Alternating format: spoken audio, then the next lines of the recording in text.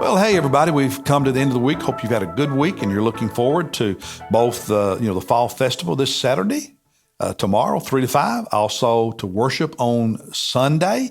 And then a week from now on Sunday, November 3, that afternoon, 3 to 4:30, Kai Bowman leading a workshop on how to pray for lost people. You have a child, a brother, a parent, a cousin, neighbor, co-worker, classmate, somebody in your neighborhood. You have people who are lost. They don't know Jesus. They're not living for Jesus.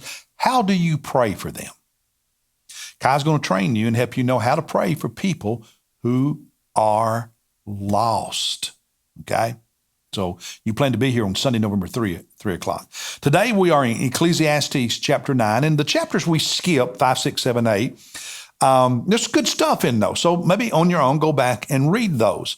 In this chapter, what he kind of says, before I get to the verses that spoke to me, overall in chapter 9, he says, we're going to die.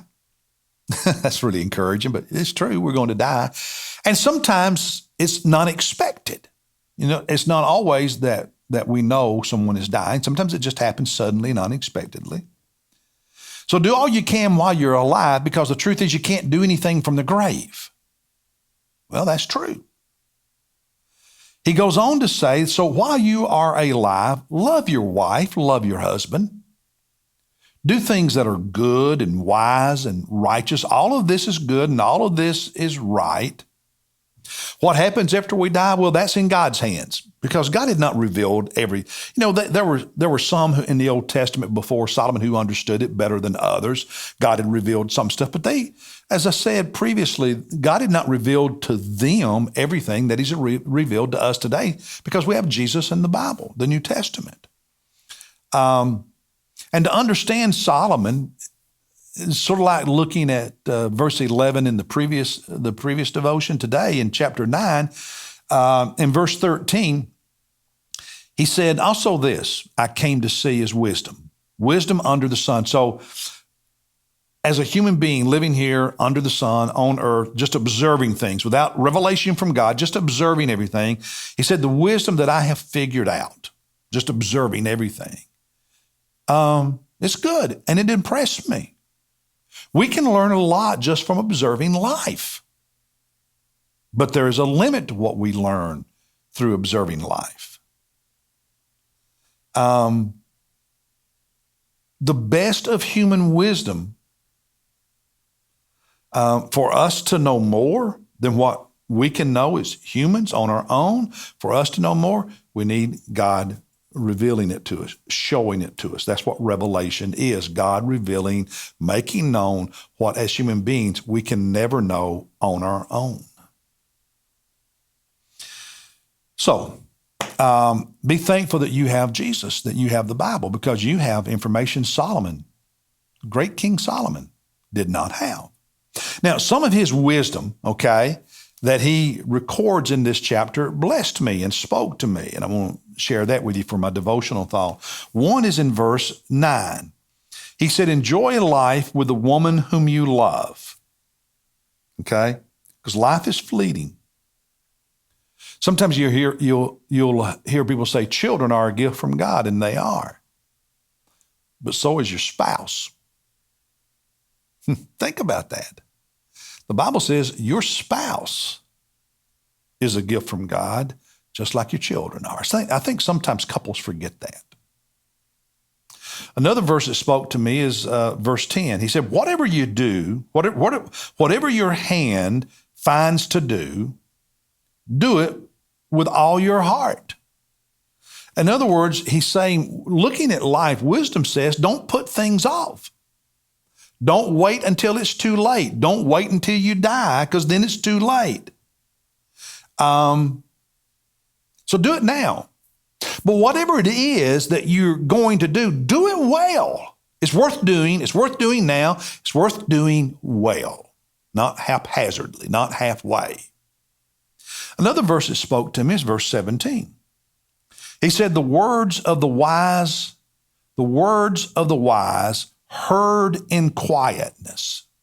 The words of the wise heard in quietness are better better than, superior to the shouting of a ruler among fools.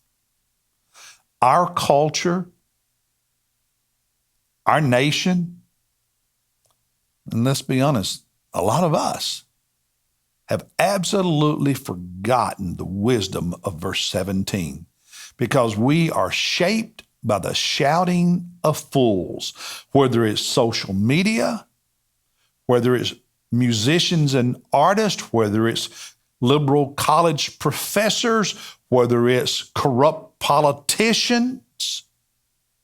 The shouting of fools shape us more than the quiet wisdom of the wise.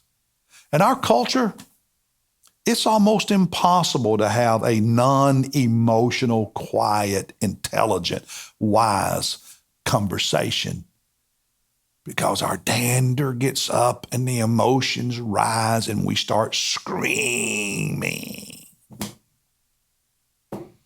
And just like that is destroying our American culture, it destroys marriages too. I think it's a big reason we're in the mess we're in. How I long for the days of gracious, gentle, strong, wise leaders who didn't have to scream like a fool to get the masses to listen. And then one last verse, verse 18. Wisdom is better than weapons of war, but one sinner destroys much good. One person can ruin a lot of good that good people did. One grave sin can undo a life that has been lived well. Don't destroy your life by being guilty of one grave sin or making one really stupid decision. It's like in your marriage, it takes a whole lot of good words to compensate for one bad word. And the wise person learns that. Even if the culture all around us is screaming and shouting, we learn that's not the wisest way to live. And so Solomon didn't know everything, but he did know some stuff, didn't he? I'll see you Sunday. And then I'll see you Monday as we look at chapter 11. We'll skip chapter 10 and jump over to chapter 11. God bless you. I'll see you Sunday morning, then I'll see you Monday.